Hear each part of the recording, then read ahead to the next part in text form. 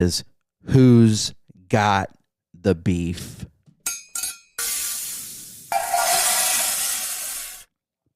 Who's Got the Beef? Presented by our unofficial presenting sponsor of Mooyah Billings. Please go check them out. They're off of King Avenue, and between 24th and 32nd, in the same parking lot, or not same parking lot, but same strip as Walmart and Lowe's. And so it's all right there. You can't miss them. There's a Verizon as well. So go get you a burger. You're feeling down about the Suns, and you live here in Billings, or if you happen to live near a Mooyah, tell them I sent you. Either way, whether you're here in Billings or elsewhere, and there's a Mooyah, go get your burger, get your shakes and fries, whatever. But definitely, if you're in Billings, tell Rico I said hello, and tell him I sent you, and they'll get you taken care of. But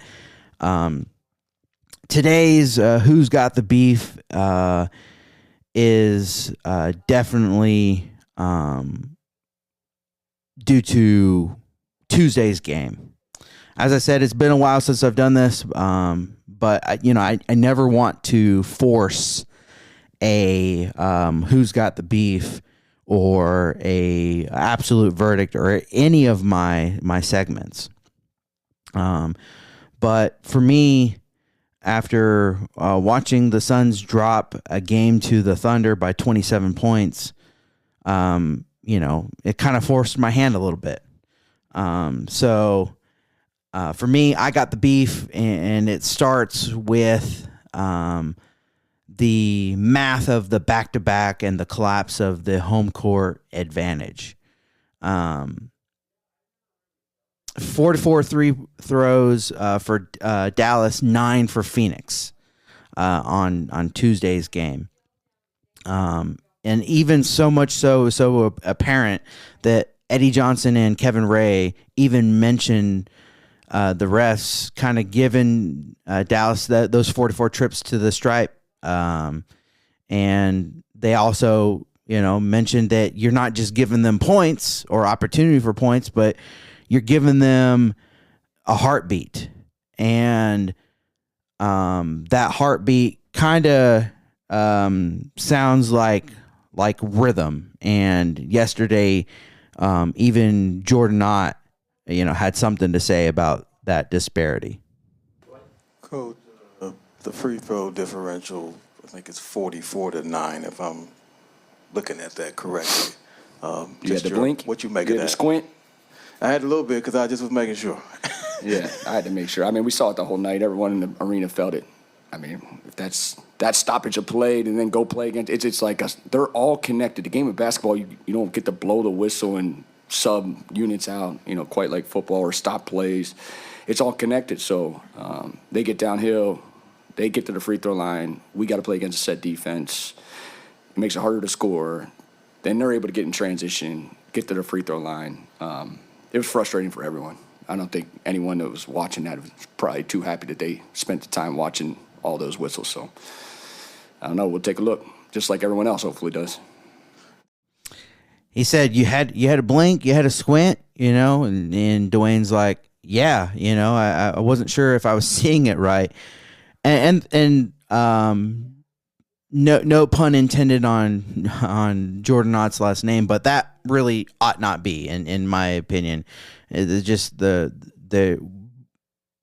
officiating in the NBA is garbage. We all know that, and I'm not here to necessarily focus on that, but because of that disparity, as I said, it kept the game alive that should have been buried, and forcing some of the starters to return. And so, as I said, the Suns have now lost 3 or 4 games during this home stretch, with last night's loss to the Thunder, and they have now lost 4 of their last 5 games at Mortgage Matchup Center. And in where they've played so good, it's now at least of late, not a guaranteed win. We went from 10 games above 500 to 9. And in the West, that one game swing is such a huge difference in this time of year, especially in the West, as it pertains to the play-in and home court advantage in the playoffs, all of that. And so, because the starters had to finish Wednesday's game, they were managed, if you will, on Thursday, last night. The gravity with Book is such a huge thing, so without Book or Green in this case, there is no gravity. The Thunders played downhill all night, and to prove it, Jordan Ott had something to say about that a little bit later on with Dwayne Rankin. Last thing I had was, I know you said you will check in with Jalen and Devin as far as playing tomorrow, but just when you see the game get extended like that, how much were you like, if you could have finished the game earlier, then maybe that would help you make an easier decision on whether to play those guys tomorrow? Yeah, totally. We knew it there, end of the third into the fourth. We knew that was the time period to really try to extend it, so we didn't have to bring them back in. But some nights that's just what it is. Like, we had to bring it in, bring those guys back in, bring Book back in to finish it out. So happy to get the win, any win, especially here headed into All-Star break, feels good.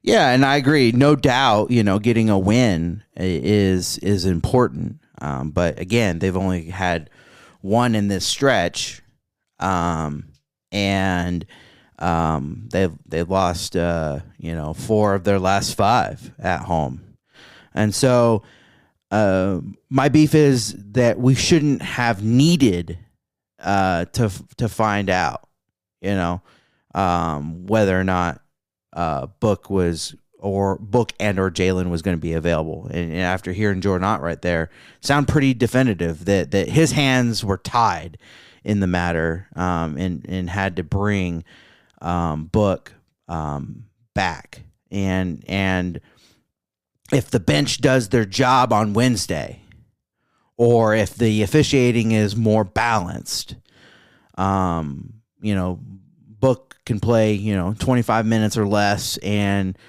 likely could have been available last night against the Thunder. And no doubt this team is gassed. They're playing like a group that is staring at the calendar and just honestly cannot wait for the All-Star break. But in that time, you can't wait for the break to happen. You still have to get some work in. You still have to try to win some games, and you're dropping 4 or 5 at home is no good. The beef is the lack of the closing instinct that we've experienced and know all too well lately with this Suns team. With this, it's not just the second unit, but in this case, where you have starters that get pulled, it is the second unit's job, and they couldn't hold the lead. The beef is also with the officiating crew that forced our stars into an unnecessary workload on a first of a back-to-back, and then 24 hours later they experience a blowout. And in my opinion, that is my Who's Got the Beef, presented by Muya Billings.